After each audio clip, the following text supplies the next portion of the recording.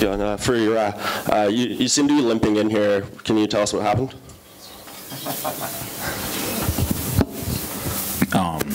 I kicked the dude in the face. His head is really tough, man. That flying knee, I didn't hit him with my bone.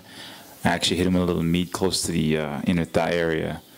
And when you're in there, you don't feel anything, but after a while, I kept walking around, and it's like, what the hell's going on? So his head is tough. Yeah, and how much confidence does the victory, you know, over like Gegard, former Strikeforce champion, give you moving forward?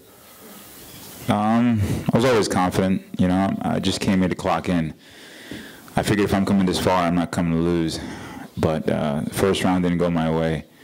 Got my ass kicked, and it was just that uncomfortable position that, you know, I was in that really, I mean, he almost had me towards the end with that rear naked choke. And then I was just like, what the hell am I going to do? And I just went back to me, you know, being smooth and cool and relaxed and capitalize on it.